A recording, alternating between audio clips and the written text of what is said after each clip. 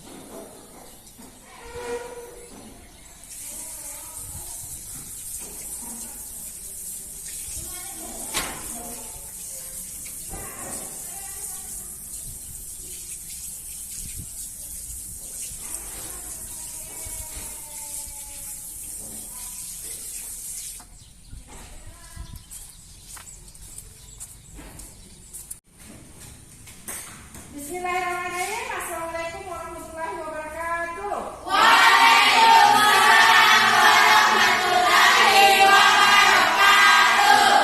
Anda sekalian, bagaimana kabarnya?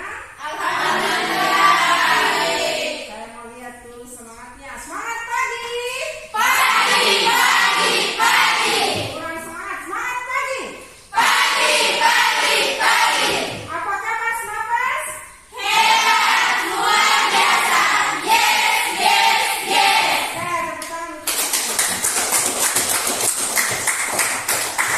baiklah Anda sekalian, sebelum kita mulai materi, saya minta ketua kelas Marwa Suryani, silakan disiapkan temanya.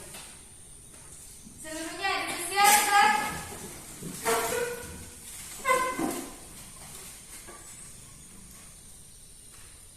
Sebelum kita belajar, mari kita berdoa menurut keyakinan dan kepercayaan masing-masing. Berdoa dimulai.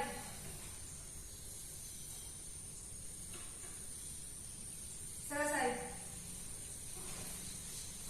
Kepada Ibu Guru beri salam. Assalamualaikum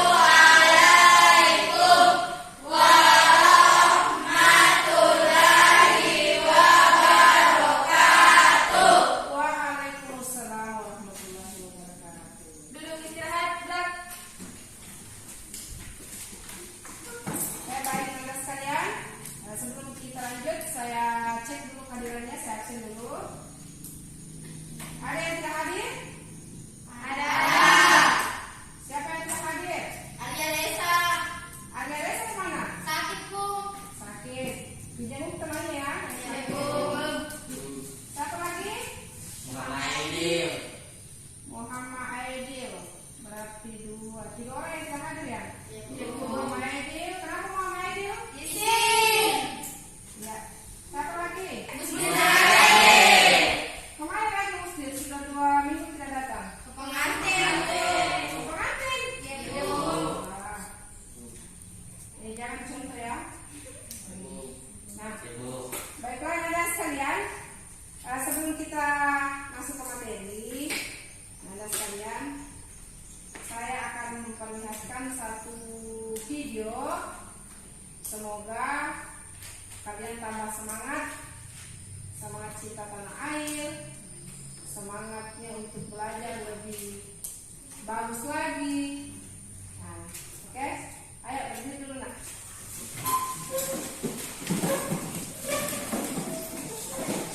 Ayo semua ikut bernyanyi ya.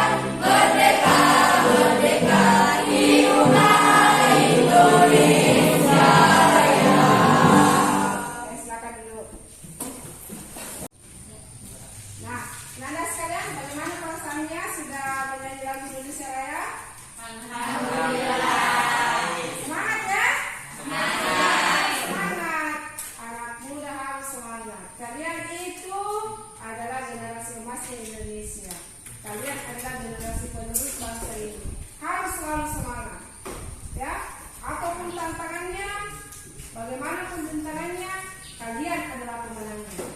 Hari ini kalian ada bintangnya, besok kalian ada bintangnya, dan seterusnya tahun depan, bulan depan kalian ada bintangnya. Oke? Ya harus semangat ya.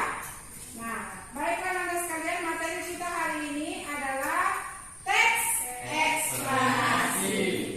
Nah, saya mau tanya-tanya dulu tentang teks eksplanasi. Ya, sering dengar kata eksplanasi, sering dengar teks eksplanasi, sering. Nah, ada yang bisa memberikan pendapat atau nah, ada yang tahu apa itu teks eksplanasi? Saya. Nah, coba Marwa, apa itu teks eksplanasi? Teks eksplanasi adalah teks yang memberikan atau memberikan informasi tentang fenomena alam dan sosial. Fenomena alam dan fenomena sosial. Fenomena alam, fenomena sosial. Nah, apa sih contohnya fenomena alam itu? Coba angkat tangan. Siapa yang bisa? Fenomena alam. Coba yang di belakang itu dia. Gempa bumi. Gempa bumi. Apa lagi contohnya fenomena alam? Nah, silakan. Tanah longsor. Tanah longsor. Nah, coba. Tsunami. Tsunami. Terus fenomena sosial ada yang bisa? Saya. Coba Tika. Fenomena sosial. Kebakaran. Kebakaran. Apa lagi? Banjir. Banjir. Termasuk Fenomena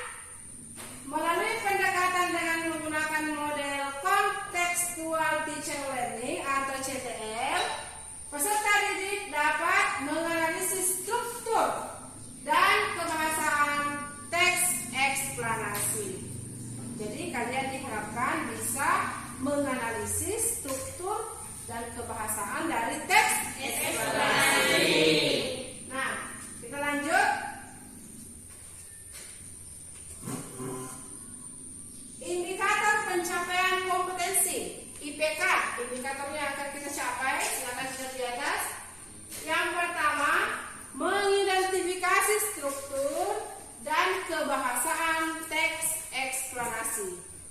Yang kedua, menganalisis struktur dan kebahasaan teks eksplanasi. Jadi, kita akan mengidentifikasi strukturnya.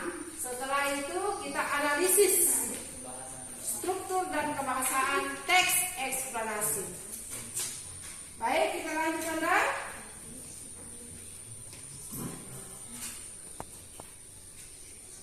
nah, silakan lihat ciri-ciri teks eksplanasi. Nah, sekarang kita lihat ciri-cirinya, ciri-ciri teks eksplanasi. Yang pertama, coba dibaca, Afia. Informasi yang dimuat berdasarkan fakta atau Faktual. Informasi yang dimuat berdasarkan fakta atau faktual. Apa sih itu fakta? Ada yang tahu? Nyata. Fakta itu nyata sesuai dengan kenyataan. Benar-benar terjadi. Nah, jadi benar-benar terjadi. Terus yang kedua, hal yang dibahas yaitu bersifat keilmuan, ya, dia bersifat keilmuan. Yang ketiga, sifatnya informatif, ya, jadi bersifat informatif. Artinya teks ini memberikan informasi kepada pendengar atau pembaca. Jadi sifatnya memberikan informasi kepada pendengar atau pembaca. Yang terakhir, menggunakan kata penanda urutan. Menggunakan kata penanda urutan. Ada kata penanda urutannya. Misalnya selanjutnya, kemudian, setelah itu. Seperti itu kan ya? Sudah mengerti tentang ciri-ciri? Sudah. Masih? Sudah. Kalau sudah, kita lanjut lagi. Nah, ini struktur teks eksplanasi.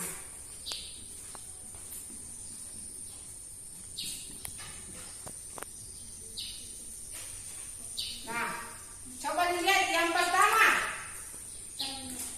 pernyataan umum. Ada yang bisa memberikan penjelasan apa sih itu pernyataan umum? Seperti apakah isinya dari pernyataan umum? gambaran awal. Gambaran awal apa yang akan dibahas atau gambaran awal peristiwa yang akan dibahas pada teks tersebut. Jadi dia itu berisi gambaran awal, ya. Terus yang kedua, urutan sebab akibat, berarti atau deretan penjelasnya. Ada sebabnya di situ, kemudian ada akibatnya. Jadi ingat ya, urutan sebab akibat. Lanjut yang ketiga, Interpretasi atau kesimpulan. Kesimpulan. Jadi, maka sekalian, ketiga struktur ini, struktur teks eksplanasi ini harus kalian mengerti, harus tahu. Yang pertama, ingat pernyataan umum. Yang kedua, pernyataan sebab akibat. Dan yang ketiga adalah interpretasi. Nah, kira-kira ada yang mau ditanyakan? Sampai sini ada yang mau ditanyakan? Sebelum kita lanjut, mulai dari pengertian tadi, pengertian teks eksplanasi, ciri-ciri teks eksplanasi, struktur teks eksplanasi. Ada yang mau ditanyakan? Ada. Ada? Tidak ada? Berarti sudah mengerti? Alhamdulillah kalau sudah mengerti. Sekarang kita lanjut lagi, Nandra. Ya, silakan dilihat di atas. Kaidah bahasa. Kaidah bahasa teks eksplanasi. Nah, coba. Yang pertama adalah apa? Menggunakan kata yang bermakna denotatif. Menggunakan kata yang bermakna denotatif.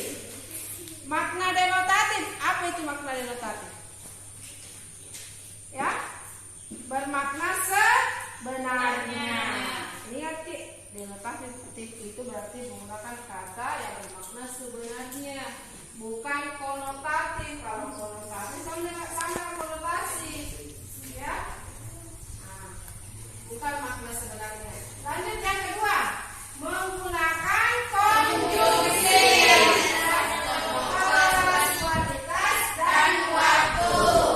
Nah, termasuk itu konjungsi kasualitas. Itu dulu, apa itu konjungsi? Kata penghubung. Kata penghubung. Ingat nih, konjungsi itu adalah kata penghubung. Apa contohnya kata penghubung? Dan. Karena yang di belakang apa contohnya? Atau bagus. Ya. Lalu. Ya, lalu termasuk itu. Nah, kalau konjungsi kasualitas. Konjungsi kasualitas itu contohnya sebab akibat. Ya, sehingga seperti itu. Terus konjungsi waktu berarti menandakan waktu. Contohnya apa? Belum. Sebelum, setelah itu, lalu. Sebelum itu. Nah, oke? Mengerti? Mengerti. Terdapat istilah ilmiah. Ilmiah. Nah, terdapat istilah ilmiah. Contohnya istilah ilmiah di sini apa kira-kira kalau fenomena alam, fenomena sosial apa contohnya istilah ilmiah? Magma, bagus sekali. Erosi, apa lagi? Abu vulkanik, berarti itu contoh fenomena alam. Ada yang bisa memberikan contoh fenomena sosial? Nah, kalau perpindahan penduduk dari migrasi, transmigrasi juga. Nah, seperti itu Nanda. Saya kira banyak contohnya kalau ini. Jadi dia itu menggunakan istilah ilmiah.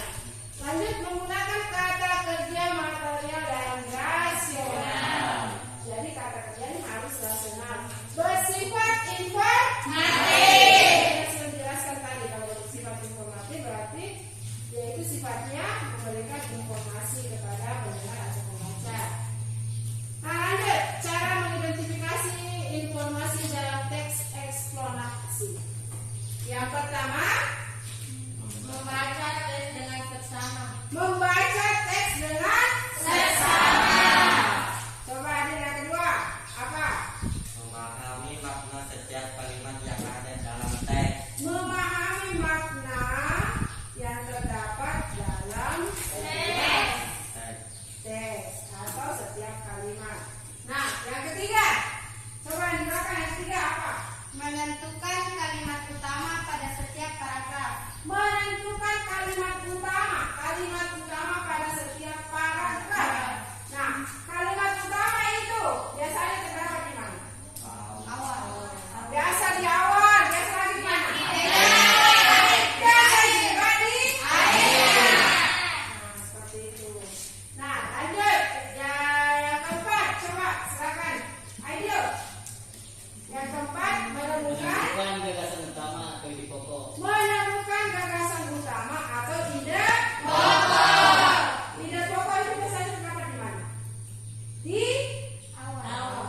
tengah. Kayak Ide pokok itu terdapat di kalimat utama. Ide pokok itu terdapat di kalimat utama. Jadi kalau misalnya kalimat utamanya di awal, ya berarti ide pokoknya ada cuma di situ. Oke, berarti? Lanjut.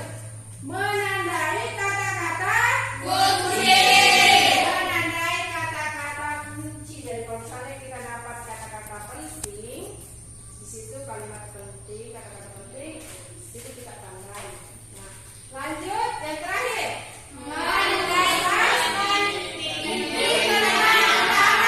Nah, oke, Anda sekalian. Nah, sekarang Anda sekalian, coba diperhatikan teks di atas ya tentang banjir. Ya, ini contoh teks eksplanasi. Nah, coba dilihat paragraf pertama. Ya, paragraf pertama itu berisi tentang gambaran awal. Berarti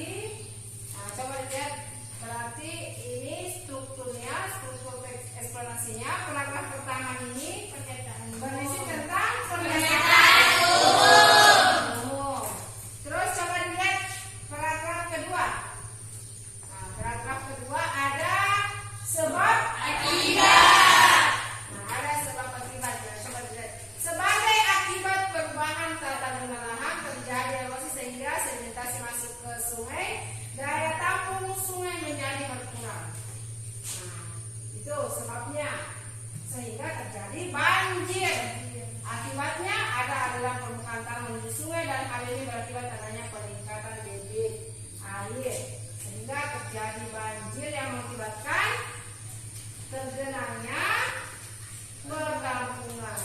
Nah, coba dilihat itu. Berarti paragraf kedua ini termasuk deretan penjelas. Bukan penjelas. Lanjut paragraf ketiga. Paragraf ketiga ini ada kesimpulan berisi tentang pendapat, ya. Nah, banjir ini terjadi karena adanya ini. Silakan dibaca sendiri. Berarti paragraf ketiga ini termasuk interpretasi atau penarikan kesimpulan. Kira-kira yang ini, teks ini, kalau misalnya saya kasih nanti contoh dalam bentuk video, bisa Ananda bedakan, bisa Ananda lihat, bisa Ananda saya akan bagikan lembar kerja. Lembar kerja kalian isi sesuai dengan, silakan kerjasama dengan teman kelompok masing-masing. Nah, sebelum itu saya akan putarkan sebuah video tentang fenomena alam. Dari situ silakan Anda kerjakan nanti LKPD-nya ya. Oke, saya balikan dulu LKPD-nya. Ya, tolong ini kerja.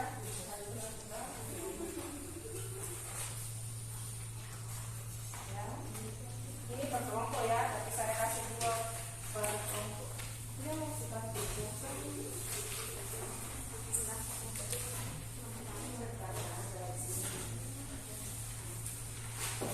Nah, kalian kerja sama ya, kerja per kelompok. Nah, coba diperhatikan videonya di atas. Nah, silakan dilihat baik-baik apa yang diminta di LKPD tersebut. Silakan perhatikan pertanyaannya.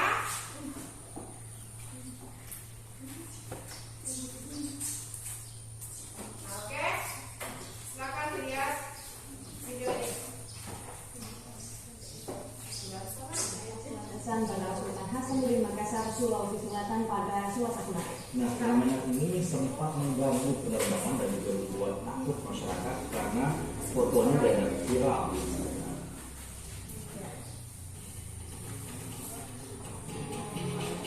Jumlah unggahan dari foto awan yang berbentuk layaknya gelombang tsunami di Instagram pun viral.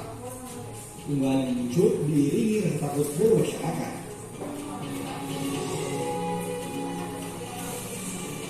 Fenomena awan berbentuk layaknya gelombang tsunami ini dikenal dengan istilah awan cumulonimbus. Awan cumulonimbus ini terlihat di atas dari Bandara Sultan Makassar di Maros, Sulawesi Selatan. Awan yang terlihat menggumpal ini terbentuk di perairan Selat Makassar sebelah barat daya Sulawesi Selatan dengan panjang bentangan sekitar 53 km. Dari pengamatan stasiun meteorologi kelas 1 Hasanuddin, kemunculan awan ini tidak disertai dengan angin kencang maupun hujan deras. Meski begitu, pihak meteorologi tetap mengeluarkan peringatan dini ke pihak terkait di bandara karena gumpalan awan ini dianggap membahayakan pesawat, baik yang mendarat maupun yang hendak lepas landas. Tercatat ada 5 penerbangan yang sempat tertahan selama 15 menit di udara saat hendak mendarat di bandara Sultan Hasanuddin. Membahayakan jelas awan CP. Sekarang potensi bahayanya. Jadi kalau awan CP ya normal saja. Berarti ini saja. Meski sudah dianggap lazim terjadi, kondisi ini tetap harus diwaspadai karena berpengaruh bagi dunia penerbangan. Fenomena awan cumulonimbus ini diakui sering terjadi di saat musim hujan ataupun pergantian musim. Nah, baik, sudah disimak videonya semua. Sudah, silakan dicatat, silakan kita isi RKPD yang sudah saya berikan tadi. Silakan diisi.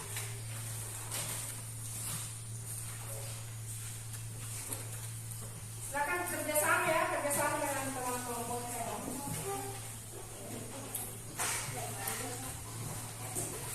Nanti masing-masing kelompok naik presentasikan hasilnya, ya.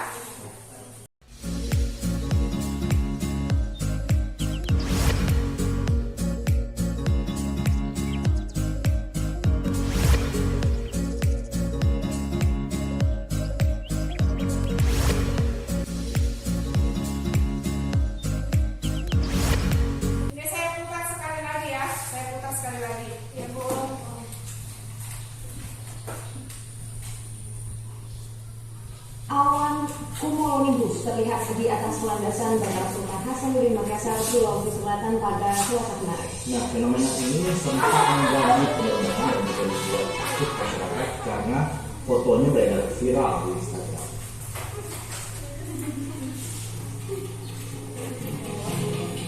Jumlah unggahan dari foto awan yang begitu layaknya gelombang tsunami di Instagram pun viral.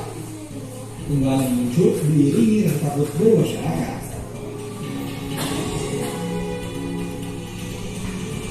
Fenomena awan begitu layaknya gelombang tsunami ini dikenal dengan istilah awan cumulonimbus. Awan cumulonimbus ini terlihat di atas permukaan dari Sulawesi Makassar di Maros, Sulawesi Selatan. Awan yang terlihat menggumpal ini terbentuk di perairan Selat Makassar sebelah barat daya Sulawesi Selatan dengan panjang tangan sekitar 53 km. Dari pengamatan stasiun meteorologi kelas 1 Hasanuddin, pembentukan awan ini tidak disertai dengan angin kencang maupun hujan deras. Meski begitu, pihak meteorologi tetap mengeluarkan peringatan dini ke pihak terkait di bandara karena dugaan awan ini dianggap membahayakan pesawat, baik yang mendarat maupun yang hendak lepas landas.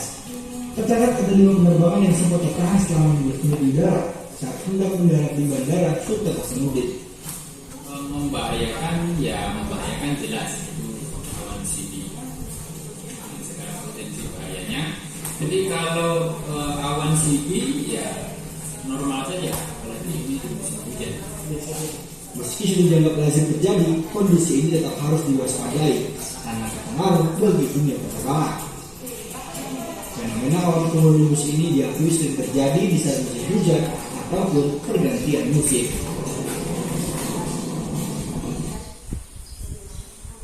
Terus sudah selesai. Nah, coba satu kelompok dulu ke depan untuk menyampaikan mempresentasikan hasil dari diskusi di kelompok ya. Nah, coba kelompok siapa dulu yang mau naik? Siapa dulu yang mau naik? Kelompok satu. Ya, kelompok satu. Oke, kelompok satu naik semua.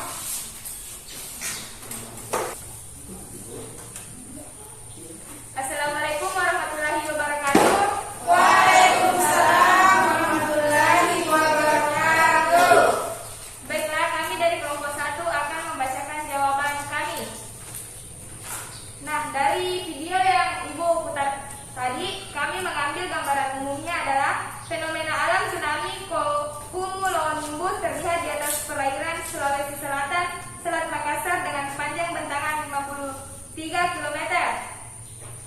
Nah, untuk urutan sebab akibatnya, fenomena ini muncul disebabkan oleh angin kencang dan hujan deras. Awan ini juga dapat membahayakan pesawat.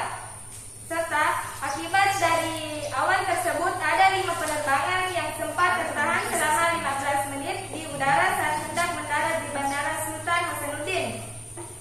Dan yang terakhir adalah interpretasi atau kesimpulan. Menurut Purwanto, memberikan data informasi Staret kelas 1 Hasanuddin, awan ini membahayakan penerbangan, namun awan ini lazim terjadi apabila musim hujan atau pergantian musim. Terima kasih. Nah, Anda sekalian, silakan diberikan tanggapan atau mungkin ada pertanyaan terhadap kelompok 1. Silakan diberikan kesempatan temannya untuk bertanya. Baiklah, kepada kelompok 2 dan kelompok 3 yang ingin memberikan pertanyaan, kami persilahkan. Kepada kelompok 1, kelompok 2, Saya ya. apa yang menyebabkan fenomena alam pada video tersebut?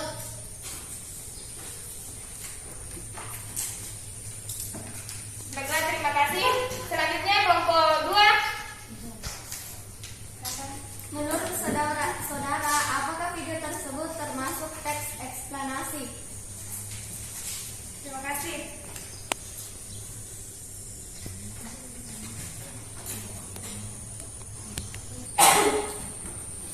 Baiklah, kami akan menjawab pertanyaan dari kelompok 2, yaitu apakah video tersebut termasuk dalam teks eksplanasi?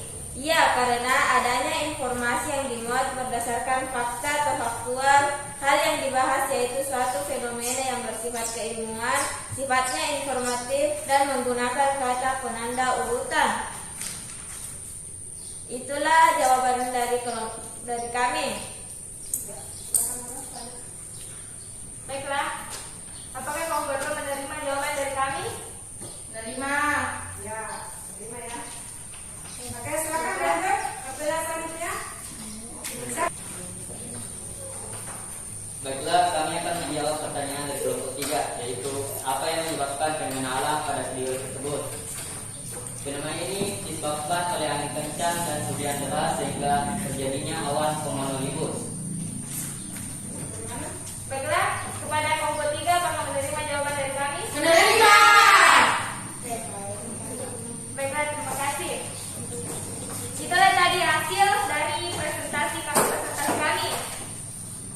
Wassalamualaikum warahmatullahi wabarakatuh.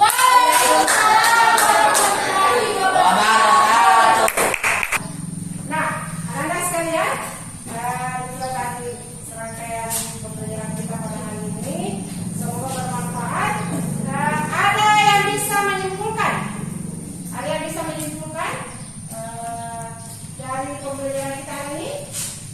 Materi kita teks eksplanasi, ada yang bisa? Oke, silakan. Teks eksplanasi adalah teks yang memberikan informasi gambaran tentang fenomena alam dan fenomena sosial. Iya, Contohnya fenomena alam, tsunami, gempa bumi, dan contoh dari fenomena sosial adalah kebakaran dan kebakaran remaja. Iya. Masih ada yang lain mungkin? Ada yang lain? Pendapat lain? Tuh. Ada pendapat lain? Kat bawah nak maksudnya. Oke, ada tambahan? Ada tambahan? Oke, silakan. Jawab, Bu.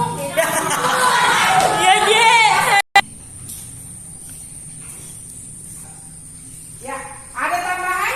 Ada yang bisa memberikan kesimpulan? Oke, silakan. Ciri-ciri teks eksplanasi adalah informasi yang dimuat berdasarkan fakta atau faktual. Hal yang dibahas yaitu fenomena yang bersifat keilmuan, sifatnya informatif dan menggunakan kata penanda urutan seperti lalu itu. Oke, terima kasih. Tepuk tangan dulu. Baiklah Anda sekalian, saya kira cukup sekian pertemuan kita hari ini. Seperti apa yang telah saya katakan sebelum pembelajaran tadi, Anda sekalian, kalian itu adalah orang-orang hebat. Ya, kalian adalah generasi penerus bangsa yang hebat, generasi emas Indonesia. Untuk itu jangan mudah menyerah, kalian harus tetap semangat, ya, selalu berusaha untuk menjadi yang terbaik.